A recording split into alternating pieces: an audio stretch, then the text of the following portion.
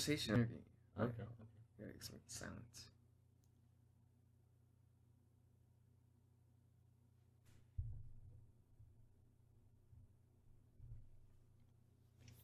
All right, what is up, Miguel? How you doing today, Jackson? Welcome to Stark Reality.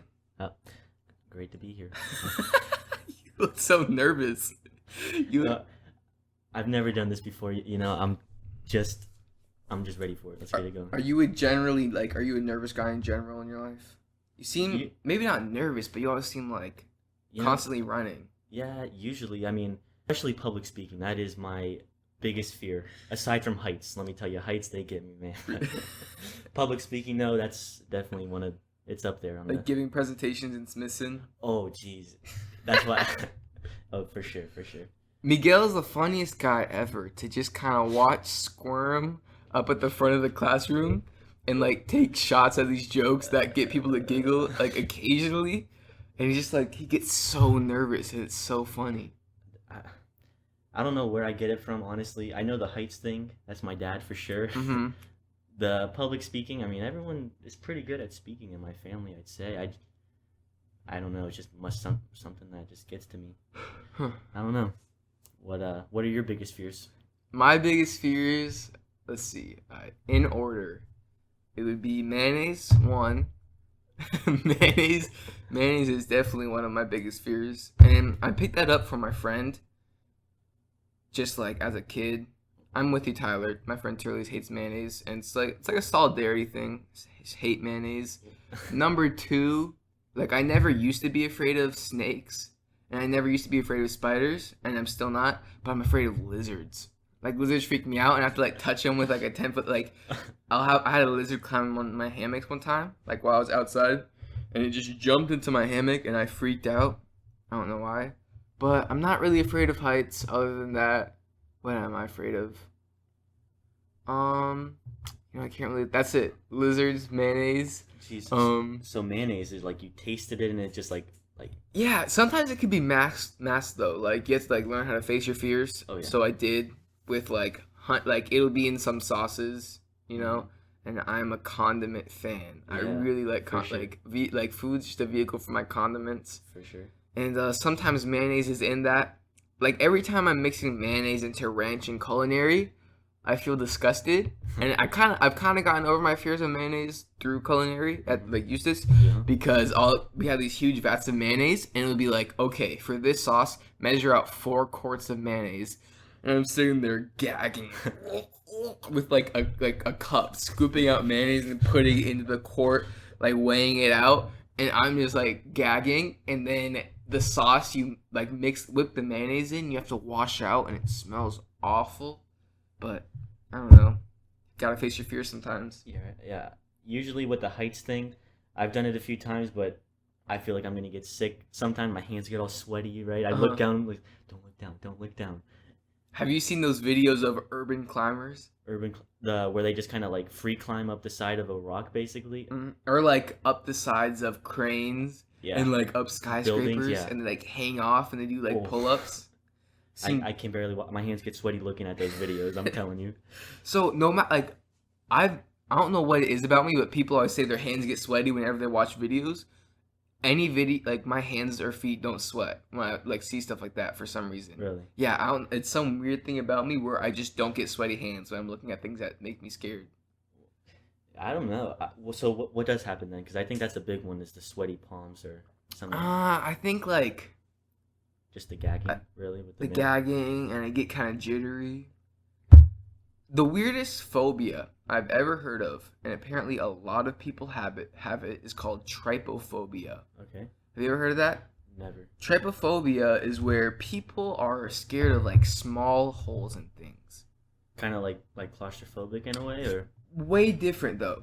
So, like think of like a sponge. yeah, People are like they have a weird fear of those holes. like cheese, like Swiss cheese. Yeah, like Swiss cheese, but it's a lot of people.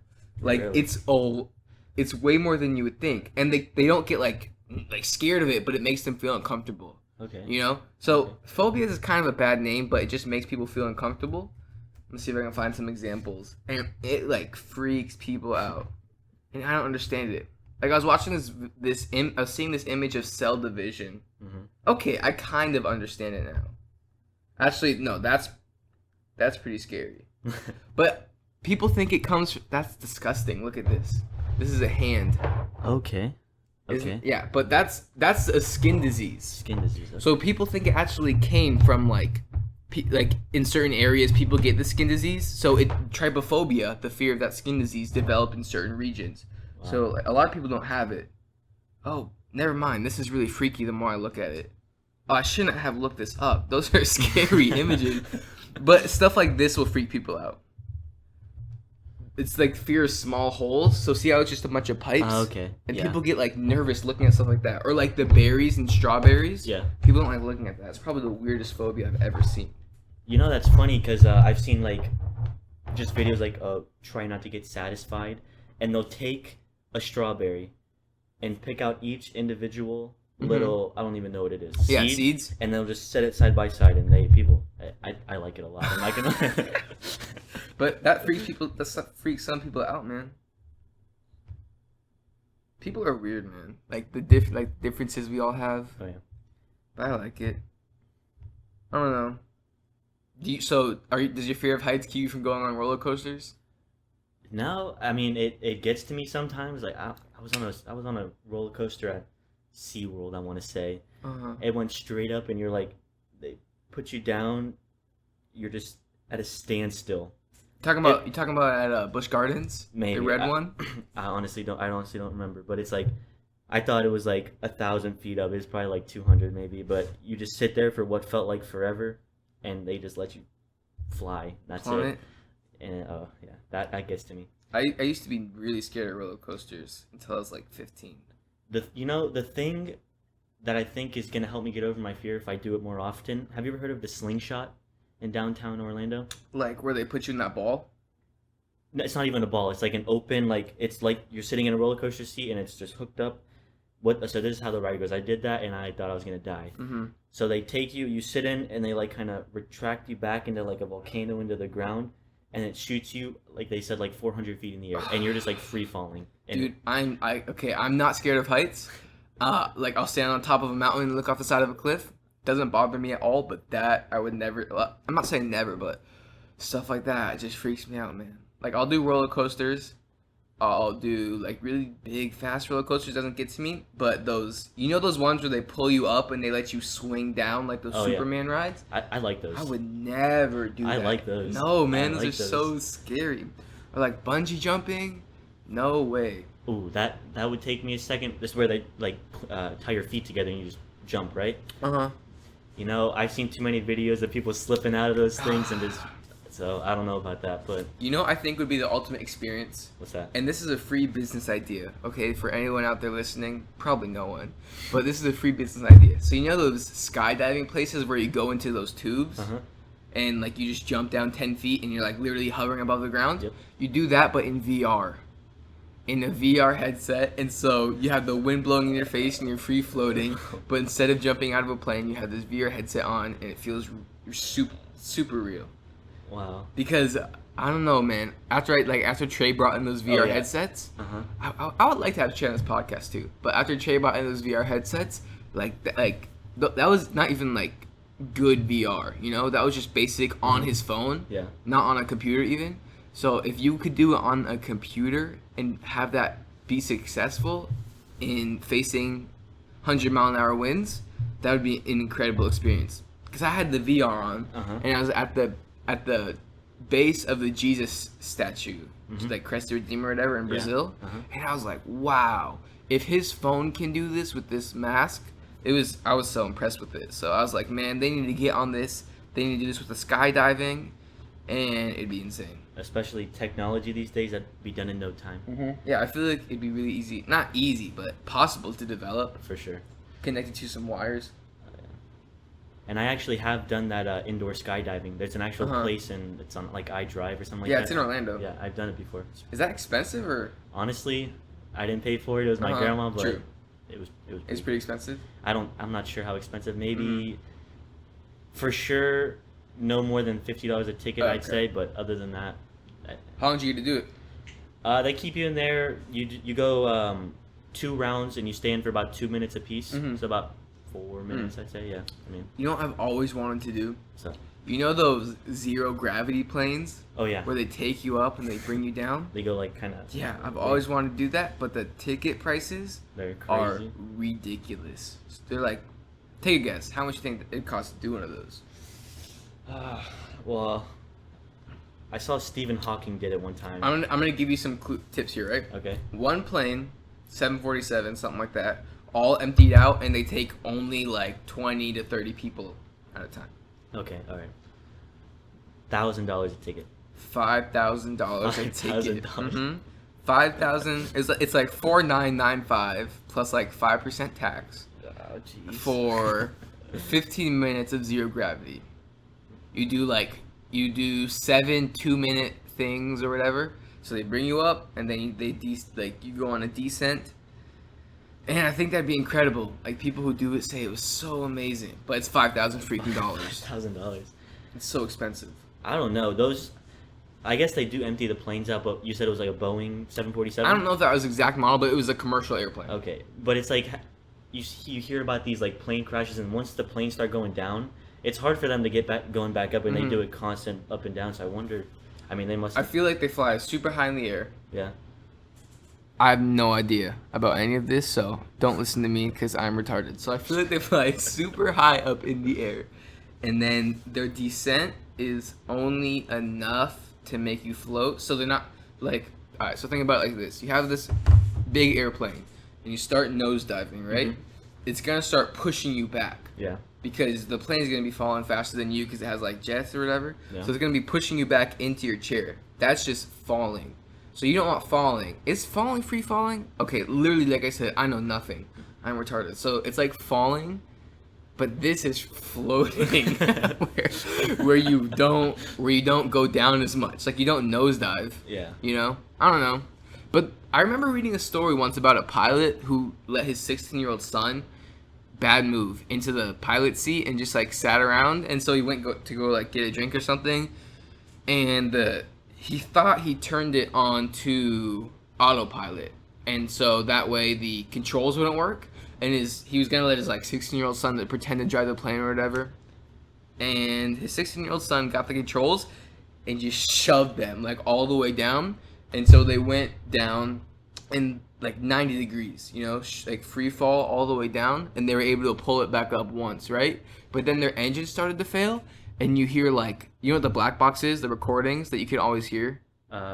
That's what they use to kind of track planes. Yeah, that's how they track planes, and that's how they listen in the cabin, Okay. like what's going on. Yeah. And it's like, I don't know how this happens, but it gets shoved down again. They're falling. It's like the second time, and this time they weren't high enough to recover it. So the pilots are just like, oh no, like we can't do this again. We can't do this again. Like this one we're not going to be able to pull out of, and then they just crash.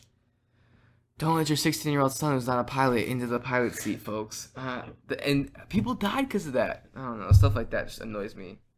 But I don't know how they do it on these like 0G flights. I assume they just don't go down as much because they only do 2 minutes at a time. So they probably fly like 40,000 feet in the air and then go down like 10 and then go back up, you know? Yeah.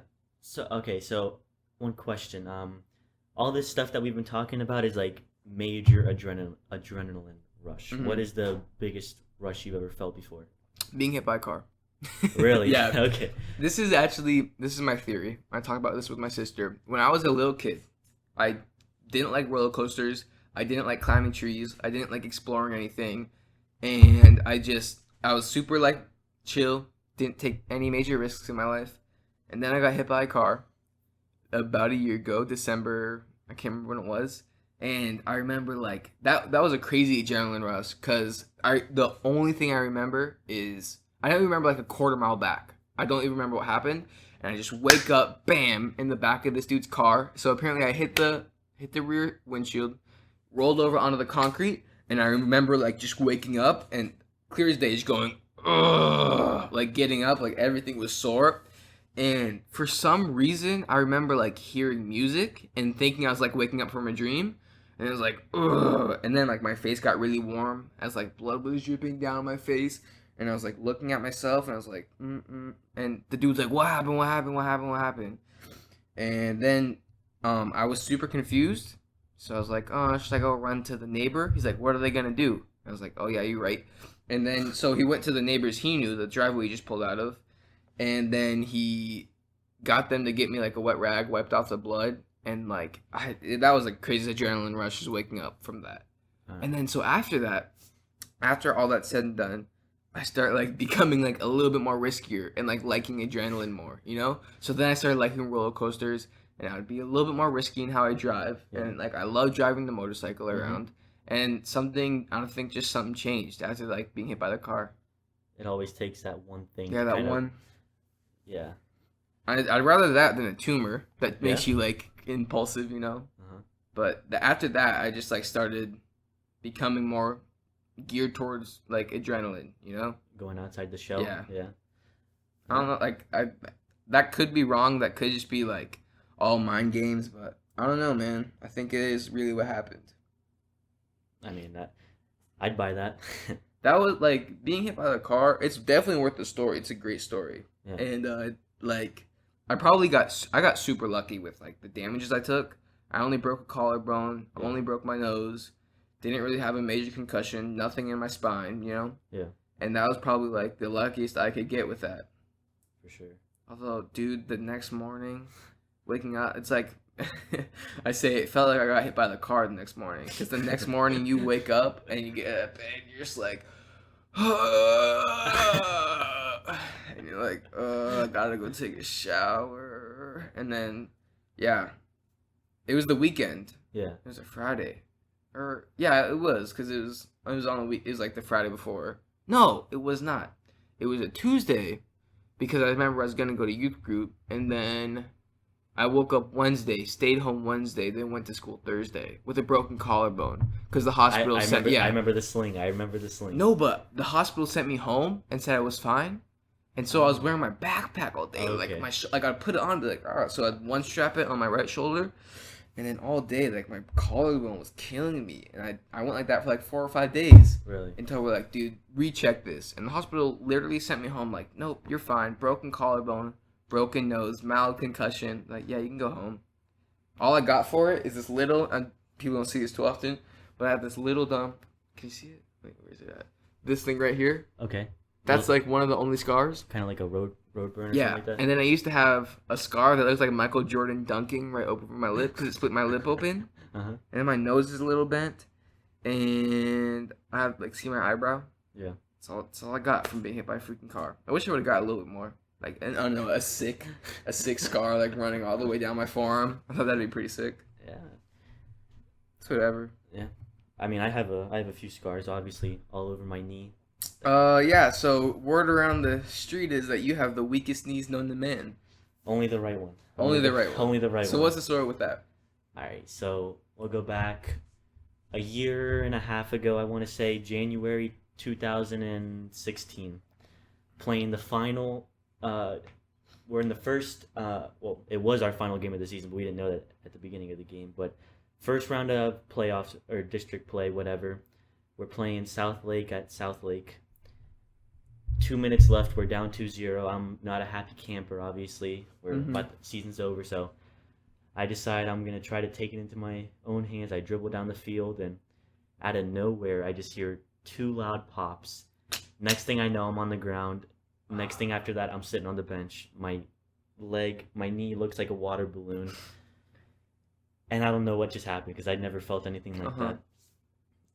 Go to the ER. They take x-rays because that's all they can do at the ER is an x-ray, and nothing happens. So we decide, it's like, all right, we go to see my doctor. It's like, go get an MRI. So apparently, with an injury like what I had, if you don't get an MRI within 7 days of the injury, you have to wait 7 weeks for the swelling to go down. Because I don't know. So get the MRI, it comes back, torn ACL, out for 6 months, whatever, get surgery, and that sucked. So get the surgery done, I'm able to play again, I want to say September. I finished off my club season, and then high school rolls around. I go through all the tryouts, I'm on varsity, whatever, it's like a week, we had a preseason game, whatever you want to call it, and we're not warming up.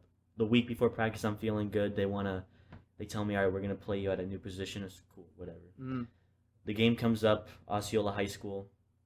10 minutes into the game, another loud pop, and I'm on the ground walking off the field. And this one I knew for sure was worse than the last one. And luckily this time my mom, she was like, let's just be safe. Let's go and get the MRI right now, whatever. Get it done. The results like a week and a half later. This time ACL again, as well as torn meniscus. And here we are, about almost 5 months later, and you were in a wheelchair. You were in a wheelchair for quite some time. I was in a wheelchair. People would roll you around. Yeah, you enjoyed that a lot. Oh, that was so funny. You learned how to pop a wheelie eventually. I did. That was another fear I had. I got over that thing really quick though. I always try to force you. I like rock it back and you get scared, but eventually learn how to pop a wheelie. I have a picture of you popping me into a wheelie. Let me find it real quick. And tearing stuff in my knee is like a big fear of mine, especially when I'm deadlifting. Oh yeah. Oh there. Oh, that another video there. That thing's gold right there. I remember that day. It was fun. Talking about like deadlifting and knees and stuff like that. I actually saw a video which I'll pull up for you really quick. A guy was doing some leg press, and it appeared to be a little more weight than what he could handle, and this is the result. Oh, injuries, man. You ever watch a bicep tear compilation? No, but I've seen after effects of like the pec. Oh, being exploded? Yeah. And it's like purple. What the heck, that dude? Don't ever. Oh! Oh my gosh!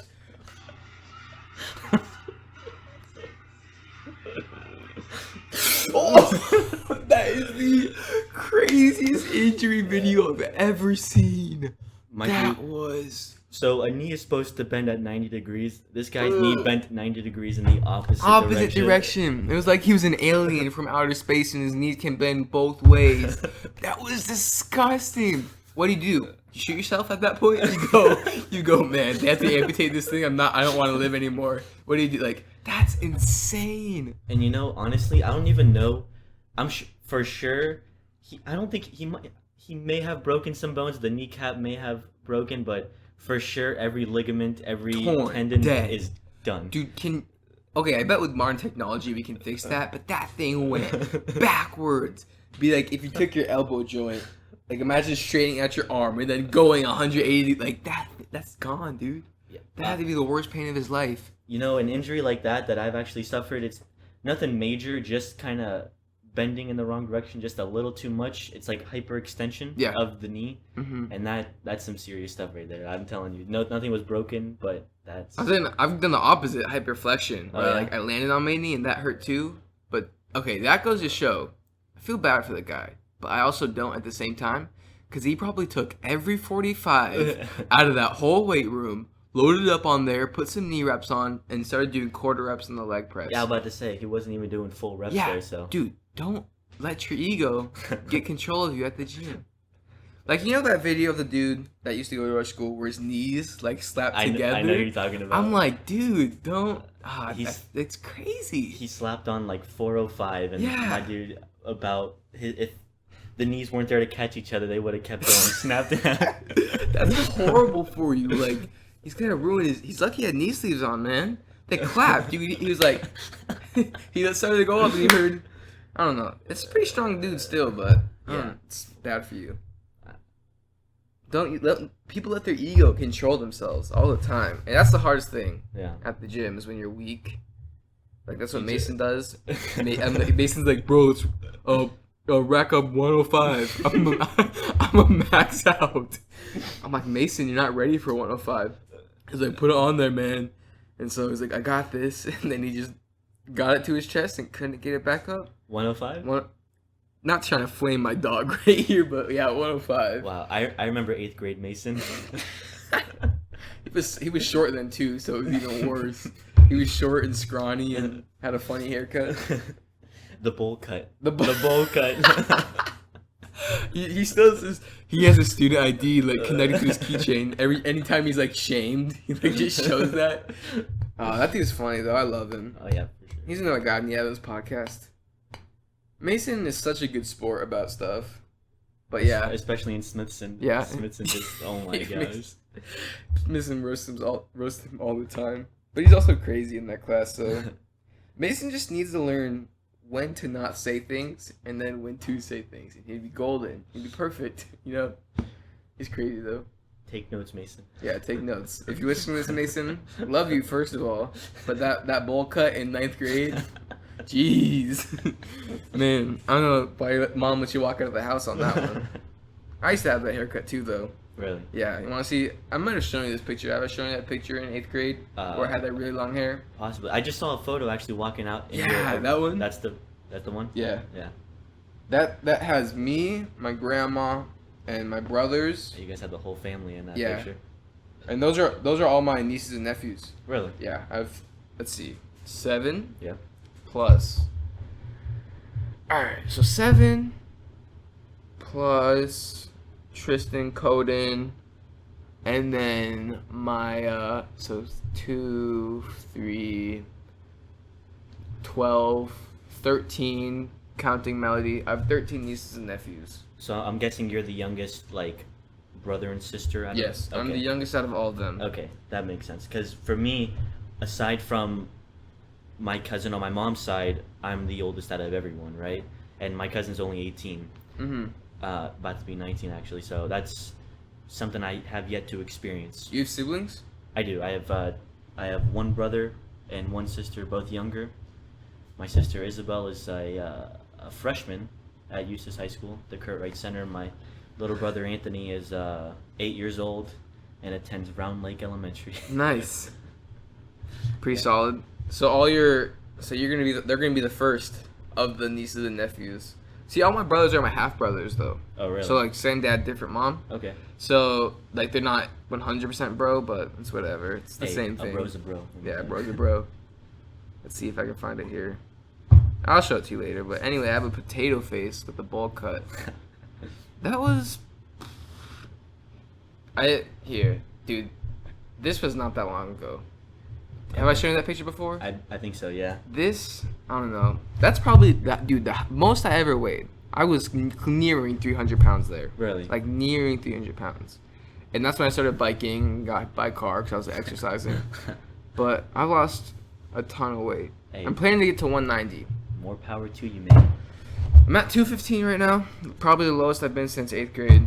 And I'm gonna hit 190 probably the next few months. And then I'm gonna start bulking and go Viking mode. That's what's up, man. Because keto has been a huge ego Yeah. checker because my deadlift has gone down like 40 pounds and my bench has gone down. Yeah. So it feels crappy. Yeah, But but my bench actually went up. I've been doing a few things here and there. I've been going to this guy since I've hurt my knee, and he's really been helping me out a lot. So hopefully I'll be able to gain some more muscle because Uh-huh. I'm looking for it, you know? Yeah. I can't wait till I can start bulking, dude. Yeah. Because I'm eating like 1,300, 1,400 calories a day. Sometimes, like, it's either on gym days I'll eat like 1,600 or 1,700, but otherwise I'm not eating that much. So I can maintain muscle on keto, Oh, yeah. but gaining muscle, pretty much none. I'm just trying to maintain everything I have. And my deadlift's at like 340 right now. Mhm. Should, like, for one rep. Used to be at like almost 380, 370 for sure, almost 380. And then I went on keto, and without carbs, you just can't. It's hard. Weightlifting's harder. And like you're working out for an hour, and then you just hit a wall, and that's when you're like, okay, gotta dig deep. Like trying to maintain muscle here, but Yeah. I've it was funny because actually after my first injury, you know, I mean, obviously after the surgery I can't run. So my for like 4 months I was doing nothing active. I was just laying in bed, eating a lot. And it's funny because I actually lost some weight during that time. It wasn't until the second time that I actually gained close to 15, almost 20 pounds just from doing nothing, which I would have expected the first time. And so, and I noticed that I really have, the scales have been going higher and higher every other, like, so like right now I'd say I'm at 185, but it's like not the 185 I'd be used to having, Yeah, you know. So, but I mean, I'm getting back into my workout regimen. however you want to call Were you it. lifting weights before during soccer, or is it the first time you started lifting weights? I mean, every so often, like I'll go in with some buddies, whatever. Like, oh, I can lift the most. You know how it goes.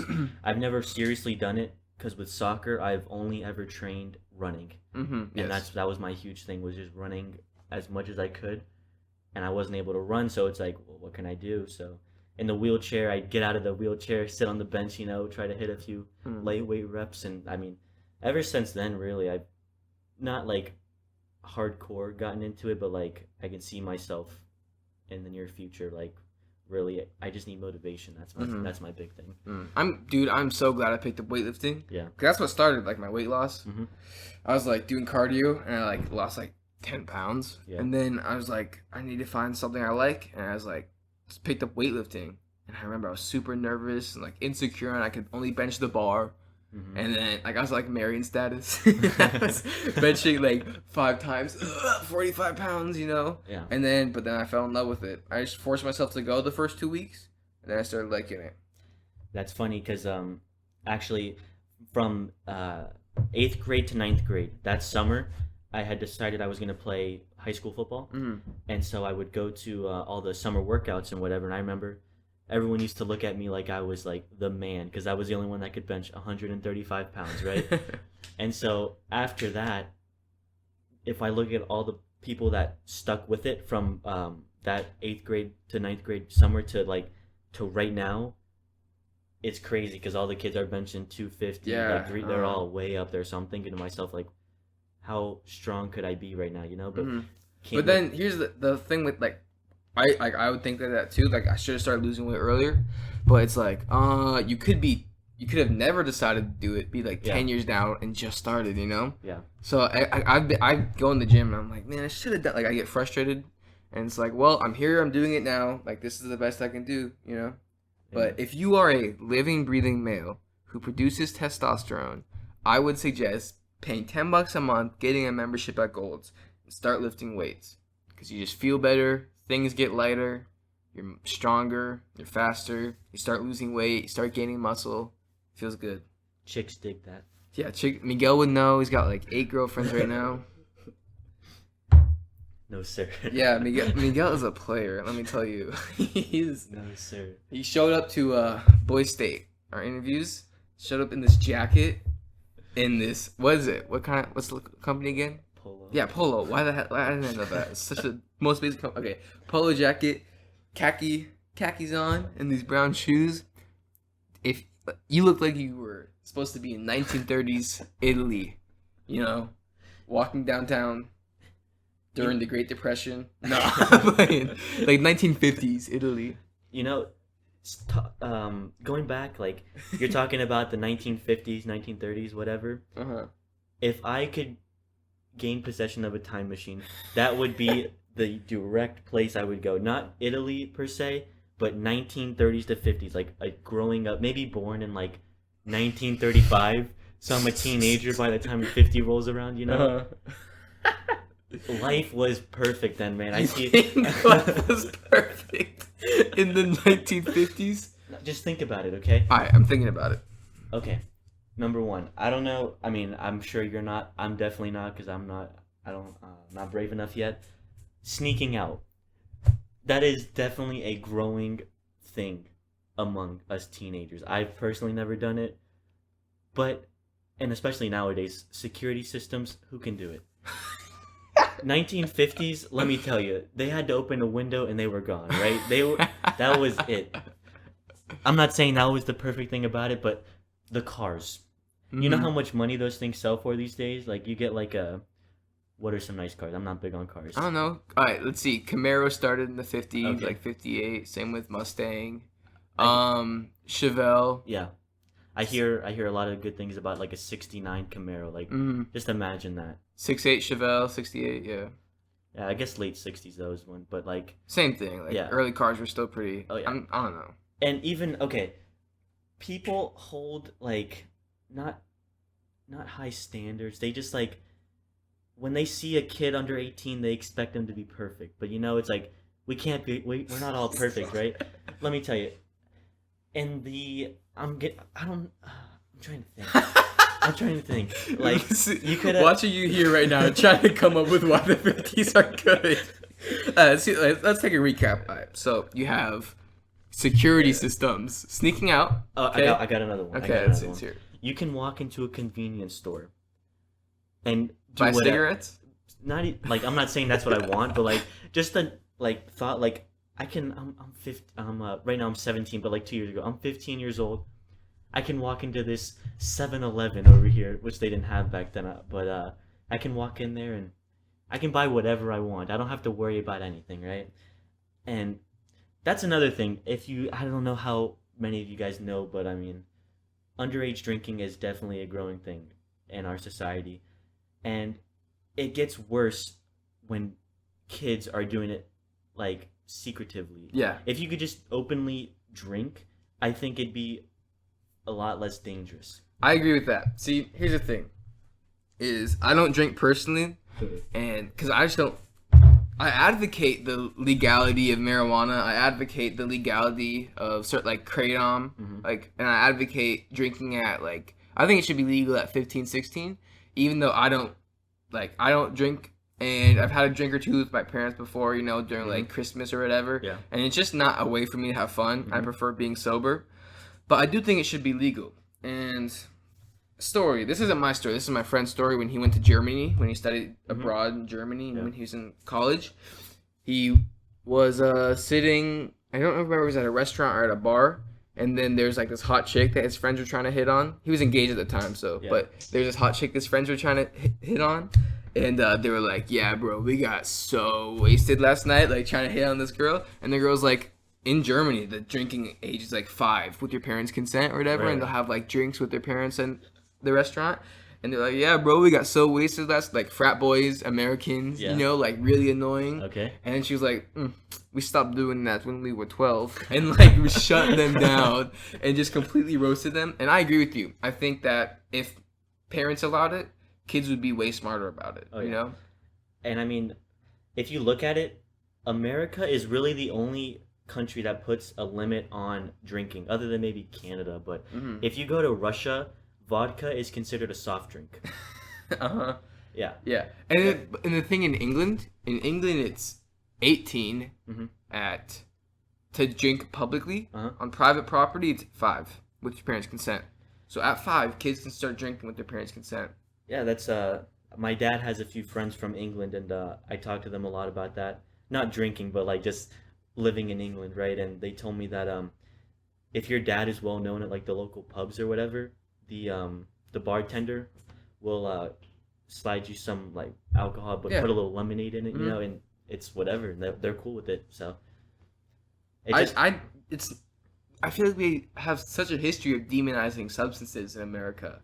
It's because, I mean, like I said, it's really, and not like the hardcore drugs, but like the alcohol and maybe marijuana. The underage users, or not for alcohol, I'll say the underage users are the ones. I mean, they're obviously doing it in secret, but it's like they want to do it as much as possible in secret, so they don't. Yeah. Like you see Snapchat videos these days of kids, that's what I'm saying. like lining, like some of my friends, they'll like be lining up shots, like 1, 2, 3, 4, 5, 1, 2, 3, 4, 5, and like everyone like be cheering them. It's crazy. I'm like, you guys are gonna ruin your brains. Adults don't even do that stuff. I know, yeah. So I feel like if there's a responsible avenue, everyone's sitting at a bonfire having a beer. They wouldn't be taking 5 shots. Yeah. And here's the thing: it's the same thing with marijuana. I think it should be legal at 18. And I think it should be federally regulated like we have alcohol, cigarettes. But I don't think you should start smoking it at 18, but I think it should still be legal. Because there's been studies that so at 17, they had people who had been smoking marijuana since 15, 17, and 25. And your cerebral cortex finishes developing at 25. And so the ones who started at 15 showed some not serious memory loss, but in mental cognition tests, they were just slower on average. At 17, there wasn't a huge discrepancy, but there was a little bit. And at 25, smoking weed, after 25, they were all fine. Yeah. So I think it should be legal at 18, but I don't think you should be smoking weed until your frontal cortex is developed. But that doesn't mean we should keep things legal. Yeah. Another thing about like being legal or whatever, we were actually talking about it with Jeffrey on the steroid use. Yeah. That's Yeah. I mean, you see guys.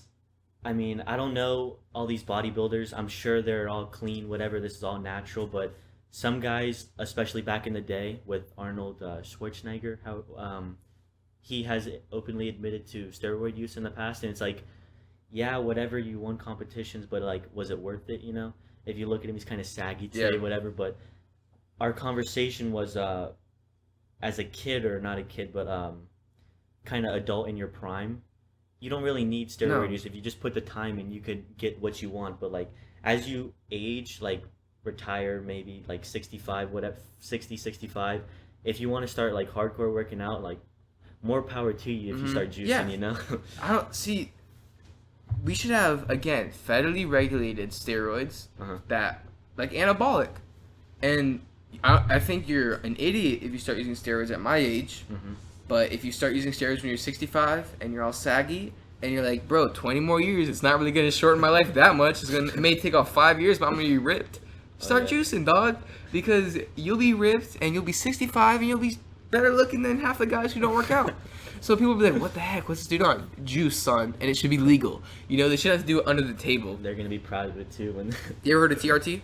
TRT. Yeah, testosterone replacement therapy. Okay. Yeah. All it basically is they replace your hormone, your testosterone, to a level at like 18. Mhm. So a normal level, a healthy level. And that should be, I think it is illegal actually. But I think anabolic steroids, if you want to get big, just massive Samson size, you should be able to do it. Oh, more power to you. Yeah. And you are probably going to suffer from man boobs when you start cycling off. And you might even start, you have gyno. Have you ever seen cases of gyno where like their nipples hang down Oh, and it's like jeez. bats on their pecs? And I mean, if you choose to do that to yourself, that should be your prerogative. And if you want to end your life 20 years early, die at 60, but you died a monster, just massive, out of this world, like Kai Green, That was another guy I was just about to pull up. you should totally be allowed to be like Kai Green. Kai Green is an animal. Is he juicing, do you think? Are you kid, dude? I thought you were serious for a second, dude. A lot of bodybuilders are juicing, even though they say they're all natural. Mm-hmm. This guy's clearly juicing, like no doubt. But a lot of people at Gold, like at my gym, definitely are on steroids. Really? They start talking to you and they're turning red because their body's running out of oxygen. Like maybe back off a little bit, dude. You know, I think I don't know how to pronounce his name. Here, let me look him up real quick. CT Fletcher. No, he The competes. other black dude? No, he competes in the World's Strongest Man competition. You know who Brian Shaw is? No. Okay, here. So these guys are like the strongest guys in the world, right? Mhm. So here, let me pull this guy up. This guy, he's from Iceland. And let me tell you, if you want to see some naturally huge guys, go to Iceland because those guys are huge. Let me tell you. Super tall. This guy right here, he's over 7 foot tall. He's like 400 pounds. And this guy's an animal here. If you want to check him out real quick, and he has these huge tattoos going down both arms. He looks like a power lifter, dude. And I want to look like that. You know, my dude is huge. that's how I want to look. And it's not even that he's defined. I mean, he is, but he's just thick. You can just just yeah. know he has muscle all over. I want to be scary like he is. Like I don't want to be shredded. Some guys want to be shredded. I just want to be a Viking. Takes a lot of work though. You know, honestly, right now, like Thor Bjornsson, what a name. he's actually appeared as the Mountain in Game of Thrones. Okay. I don't know, yeah, or the Mountain. I don't know if that's a character or whatever, but the dude is huge. He is huge. You know who Cali Muscle is? Yep, I know. Dude, that is a guy. First of all, Cali Muscle is like he speaks with like a stuffy nose, so he's like, this is what you can achieve with good genetics. But that was probably a horrible Cali Muscle impression, but he has like veins everywhere. He's straight out of San Quentin Yeah. Penitentiary. He is massive. Like, oh my gosh, this dude is huge. I don't know what his prison sentence was, but I've seen interviews with him, and it's crazy. Yeah, look at he's huge. His veins are disgusting. In the state of California, it is illegal to have weights within the prisons, right? Mm-hmm. So my dudes are putting other inmates on their shoulders, like just lifting, and it's crazy how much did they have to lift Yeah. in order to get like that huge. Mm-hmm. And I mean, it's a lifestyle for these guys. They honestly dedicate everything to it, and they stick with it. They do these workout videos called prison complexes Oh, yeah? where they work out with no equipment and they like have trash bags Uh-huh. and one guy pushes the trash bag down while the other guy curls it. So one guy's working his triceps and the other guy's curling while the other one's pushing it down. But dude, I can show you some pictures of some guys at Gold's Gym who Uh-huh. are juicing. Juicing. And they claim like natural, but it's like, come on, dude. It's like it's obvious. People think is like stuff is natural when it's not even close. Where they are clearly juicing. This one dude has such a big head. A big head. I probably shouldn't say that but he is mega juicing. He's like 50. Oh, geez. Shredded completely. Well, I mean, that kind of goes back to what we were talking about before. I mean, he's maybe at the age to where Oh, I think he should be. we're okay Like, with it. Yeah. Now, yeah. I don't think you should be 30 and be juicing, but he is massive. And that's respect. Respect. Doesn't this like look like his head's super weird? Jeez, and you got veins all over. Everywhere. Got the huge veins. Thick carrot veins. All like up his neck. It's like what? But I respect it. I just think you should be honest about it if you're gonna be juicing. You shouldn't be like, this is all natural. This is what I should do. But Cali Muscle and CT Fletcher are my gym pre-workout because they have this video where they do it together, Yeah. and CT Fletcher's like, Carl, yelling at Cali Muscle, and Cali Muscle goes, you heard what my papa said. And he starts curling, and it's like the weirdest video ever, but it hypes me up. CT Fletcher's yelling at you like, it's still your set. Get that up. I don't know. Encouragement. That's another big thing that I feel as if we're losing these days. Encouragement or just overall like being nice to each other, you know? We're definitely losing that these days. I think I agree with you, and it comes from a place of insecurity where you make people feel lesser, and so since they feel lesser, they'll rag on someone else. And a place where I see a surprising amount of not security is at the gym, because guys are building the body they want, and so they don't like feel bad about themselves, and they are the nicest people ever. Yeah. Like I can ask the most shredded guy in there, like, will you spot me? And except for a couple I can think of, most of them are really nice about it, and they're bodybuilders and they're juicing, but they are friendly. And most people rag on people in the gym all the time about how they're meatheads and they're on like testosterone, so they'll be mad all the time. But they're always willing to help new people. And you know, that's I can honestly see that because I'm sure they were in that position at one point. Yeah. You know? So they know what's going on. But I mean, they just know what's up. You know. It's not like you started out benching 135. So if you're judging someone else for benching the bar, like that's where like I started benching the bar, so I can't be judgmental of people because that's where I started. Yeah. And I remember I was asking this one dude for a spot. It was like my first time hitting 135, and I got one down, and then I racked it, and he was massive, and he's body goals, and he had a shaved head. So when I get massive, I'm trying to shave my head. But then he's like, you could have got one more. And he's like super encouraging, and I was like, man, like even like someone who you would judge as judgmental is in fact not. I'm gonna mute this.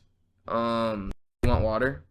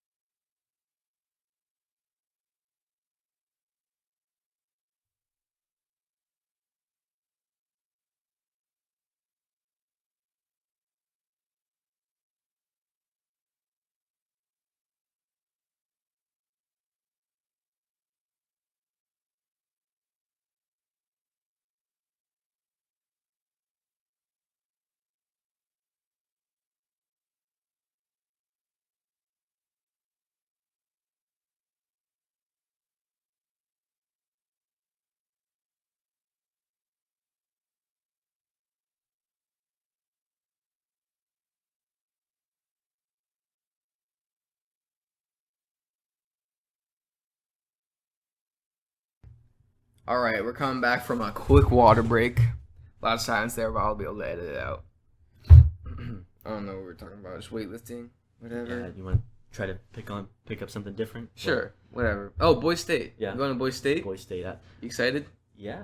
For those of you that don't know, Boy State is basically a time you're selected and you get to learn about your government in the state's capital, which is Tallahassee for us. So should be a good time. Are you like interested in politics really at all? Not as a career, but just in politics for politics' sake. You know, honestly, I didn't really get into it that much. I think this year's probably the first time that I've really been thinking about it, only because, I mean, I'm kind of at the age now where, like, I was able to understand what's going on in the election, whatnot, you know, so, and before that, I mean, I was 16 at the time he was elected, and then, or Trump was elected, and then it's like, go back 8 years, actually, and I was 8, so, I mean, it wasn't really as interesting at that time, but now that I know what's going on, I mean, it's something to consider. It definitely makes a conversation much more heated than what it should be, but I'm very interested in politics, but Yeah. I don't claim like I don't hate people who claim Democrat or Republican, but I don't like joining political parties because my views are never aligned with either one. Yeah. But I'm not a moderate either because I have very strong views, just like socially liberal, politically or fiscally conservative, generally. But it can change. But what I do care about is definitely like just certain things, like legality of substances and internet privacy, and like I think politically, I think we should be legally allowed to do most things that don't infringe on other people's rights. Yeah. But then we can make certain things socially unacceptable, where like in general it's taboo, but I think most things should be legal. Yeah. What you were talking about, like, you really don't like to pick a side because none of them, the beliefs really don't match up. I'd say the one thing about Trump that I'm kind of iffy about, and it's not his belief, it's just what he said he's going to do. It has to do with the wall. And I mean, he's not really going to build a wall, but I mean, if you really think about it, in the U.S., let's be honest, most of the yard work, if you will, by the big companies is done by... You're Hispanic, right? I am Hispanic. Okay, Miguel's Hispanic, so he's allowed to say this, guys. So, okay, and I mean, and my dad does own a landscaping business, and I do, actually last time was my first time working, but I do plan on working this summer. And let me tell you, these guys are some of the hardest working guys I've ever met in my entire life, you know? I mean, they get up and they work 10 to, I mean, not 15, maybe 10 to 13 hour days if it gets to that point, but I mean, they go home drained, they get 6 hours of sleep, they wake up, do it all over again, right? They work for their paycheck. And, I mean, honestly, I enjoy it a lot, you know? I don't have anything against my people. Immigration is like, people are so scared to talk about immigration, but I'm more on the side of like, I think getting citizenship should be easier than it is, because I had Lovely, who used to live in our house for like almost a year, and she's from Haiti. She immigrated from Haiti. She's still not a citizen. She's been here for like 8-9 years now. She still hasn't gotten her citizenship yet. And then she married someone from Haiti, and now they both live here, and they're both immigrants legally. And so like I have immigrant family from Haiti, so I sympathize with like the immigrant struggle. You know, just like, you know. And talking about immigration and deportation, my dad has a guy that works for him who, in the past, when my dad had his company was a little larger, he worked at the same time, so they're really close, whatever. At that time, though, he had been in the U.S. for, I want to say, 8 years. Paid taxes, went to work, worked hard, right? He got a ticket for running a red light. And think about it, 8 years paying taxes, and they deport him. Yeah. And it's like, thinking about that, it's like, how can you do that to someone when they're they're paying taxes and they're not going to get it back, you know? I think if you're here paying taxes and contributing to our economy, you should stay, you know? But if you're like, I definitely think we should be strict on criminals, you know? And yeah, but otherwise, because I'm like in between on a lot, on most things. I struggle internally with stuff because Like, okay, dude, you're not here legally, and you should have came here legally. But then I know immigrants, and I know how hard it is to become a citizen, and you got to keep your green card, and you can't break any laws. You know, like speeding. Like, of course, you shouldn't steal, you shouldn't murder, you shouldn't, you know. But like stuff like speeding, which everyone does, like you can get in serious trouble for that. And it's like, dude, these people, like, we need to understand when we're talking about immigration, just how lucky we are to live in America in the first place. So you need to keep that in mind. But I don't know what the solution is, to be honest, you know? Because we can't let everyone in. We can't let, like, we need to be careful with how many refugees we take in, you know? Yeah. We need to be, like, from wherever they are, you know? We need to, like, part of me wants to conserve how America, how it is, you know? With all the, like, I'm not saying racially, but I'm just saying we can't take in all the world's poor people, but we need to support them. Yeah. You know, we need to do our best to help the world how it is, I guess. I know I'm sounding really incoherent here, but basically what I'm trying to say is I think that it's our responsibility as a really wealthy nation to help who we can, but then we also have to be careful about who we help. Yeah. Talking about citizenship and whatnot, going back to it again, it's tough. From what I've heard, from what I hear, I mean, my dad, maybe his right-hand man in the company, is here illegally, but he's been working towards citizenship for 15 years, I want to say, like, and this coming summer, I believe, he actually needs to go back to his country for almost a year, come back, and then they said he'll be good to go. But you see, I just think that's a little too much, but I mean, I don't make the rules, you know, so it's... I definitely think if you're a productive person, working, paying taxes, it should be easy to become a citizen. Yeah, we're founded like I'm a citizen. My family is from citizens from Sweden, and we came here in the late 1800s. So I'm not too many generations removed. It's like 3, 4, you know. Yeah. So I can't not sympathize with people who are immigrants because they're just trying to do the same thing for their kids. Better life. Yeah, better life. Better life. That's the main goal. Yeah, we just need. Yeah, I don't know, man. It's not an easy subject to talk about. It's not something that's gonna be solved. But... Yeah, and a lot of people really stand strong by their opinion. But I mean, guys like you and I mean, once you have an open opinion about it, like you can see both sides. We need more people like that, I'd say. Yeah, we do. We do need people who can leverage out. You know, we don't have many like that though. We have a lot of really staunch conservatives and staunch liberals like Eustace. People who are like, I'm 100% a radical feminist, and everything to me is offensive.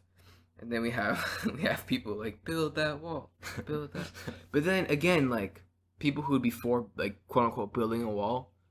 Like I know some people who would be for that, but then their friends are Hispanic, and like parents of or sons of immigrants, daughters of immigrants, and like when you see people as people, they start to have a different view towards that. It's really easy to blanketly say, build that wall. Yeah. But, because, man, like, if you were born in Mexico, you're born in this patch of dirt run by the cartel in a lot of places, and then you can't cross over into the next patch of dirt like a mile away. Like, we went to Texas one time, on the very southern tip of Texas, and just seeing the difference between America and like you can see from the hilltop Mexico and like seeing the slums of Mexico, and you go, dang, they're like a football field away, and they're living in poverty, and they can't come over to America. You know, it's crazy. It's like that in a lot of places. For example, if we go back a couple years to the 2014 World Cup, which took place in Brazil, they actually showed pictures, literally a wall separated luxury and what they call favelas. Yeah. And it's just like, it's insane. I think, but then again, we need to be careful with what refugees we take in, because like Sweden right now and a lot of Scandinavian countries, they're taking in these massive amounts of refugees from like Middle Eastern countries, and they're coming. I'm not saying all of them, but I'm saying we have a huge problem. Not we, but Sweden has a huge problem with refugees coming in and committing violence, and then they're not deporting those refugees. So like stuff like that can't be happening in America either. And I'm not saying I'm like, clearly you connect Middle East with Muslim, but I'm not saying I'm for like a Muslim ban. But we do need to be careful about who we're letting in. Agreed. Definitely agreed. I don't know. Maybe one day a lot of people will be listening to this and be like flaming me, but whatever. Everyone has their own opinions, and you can't degrade them for voicing it. Yeah.